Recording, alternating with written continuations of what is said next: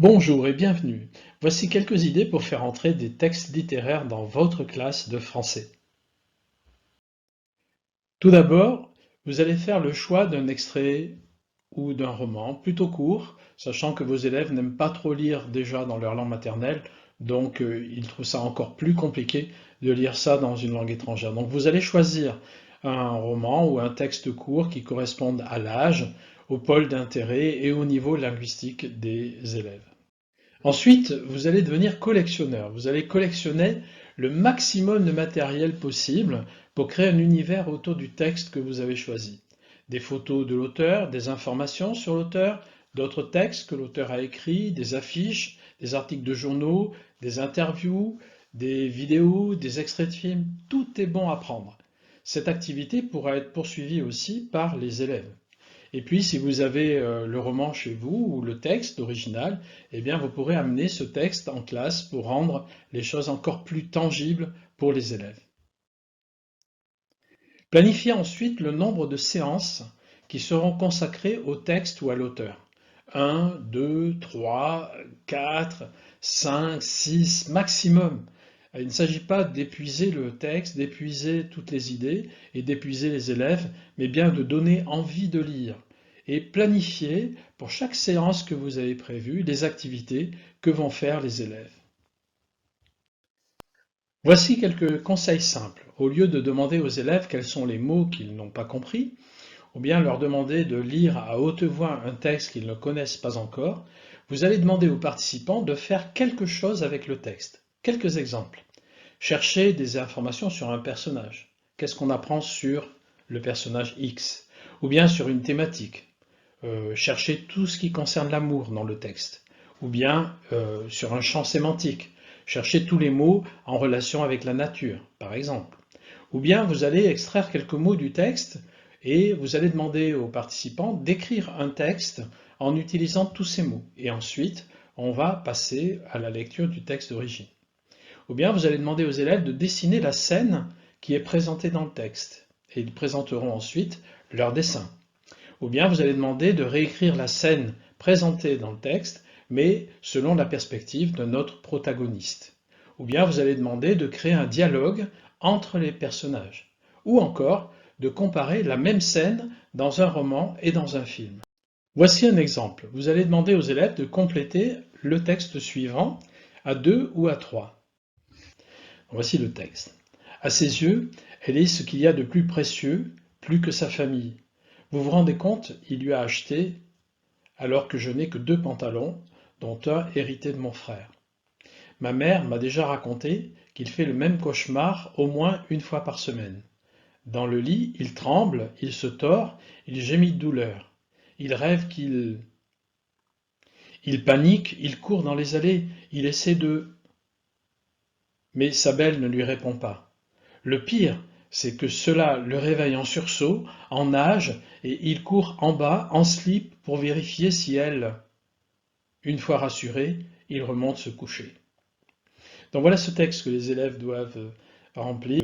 Pour le remplir, ils vont se poser un certain nombre de questions. Ils vont se demander qui parle à qui, quelle est la situation, où est-ce que ça se passe.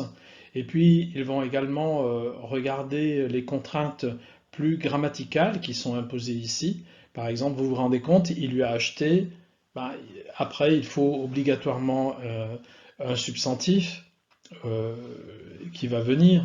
Ensuite, un petit peu plus tard, ma mère m'a déjà raconté qu'il fait le même cauchemar au moins une fois par semaine. Dans le lit, il tremble, il se tord, il gémit de douleur, il rêve qu'il, et là, on a une contrainte, il faut obligatoirement un verbe, donc il rêve qu'il fait quelque chose. De même, après, dans la phrase suivante, il essaye de, donc là, encore une fois, il va y avoir un verbe. Donc il y a à la fois des contraintes sémantiques dans cet exercice et des contraintes qui sont des contraintes grammaticales. Ensuite, donc les élèves vont procéder à la mise en commun de leurs résultats et ils vont lire à haute voix en fait ce texte avec la remarque qu'ils vont changer de lecteur à chaque paragraphe de façon à ce que le maximum d'élèves puissent parler. Donc on aura, voici l'exemple, à ses yeux, elle est ce qu'il y a de plus précieux, plus que sa famille. Vous vous rendez compte, il lui a acheté une montre alors que je n'ai que 2 pantalons, dont un hérité de mon frère.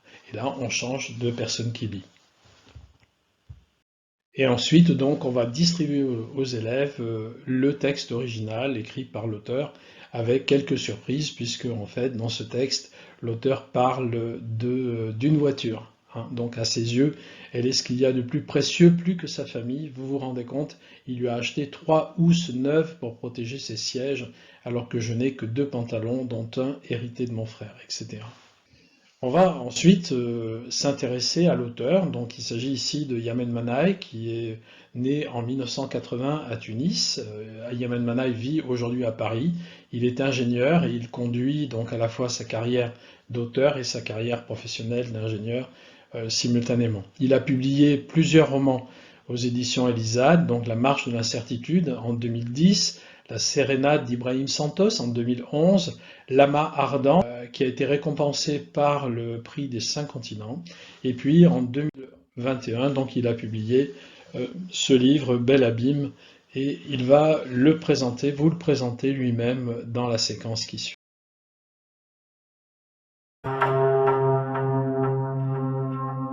Alors, Bel Abîme, c'est un livre qui a été publié en septembre 2021 chez la maison d'édition Elisade.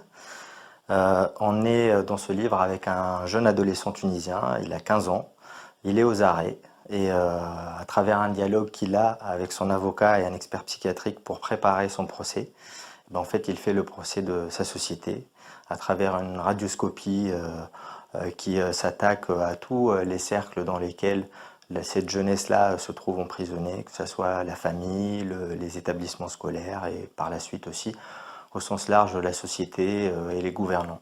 Et donc ça raconte l'histoire de cet adolescent, les raisons pour lesquelles il est en garde à vue. On découvre au fil des pages que c'est une histoire d'amour particulière et contrariée qui l'a emmené là où il est. Donc je vous invite à découvrir Bel Abîme. Alors on a découvert l'auteur, on a découvert le livre et c'est peut-être sans doute l'occasion aussi de découvrir la Tunisie, donc en s'intéressant à ce pays.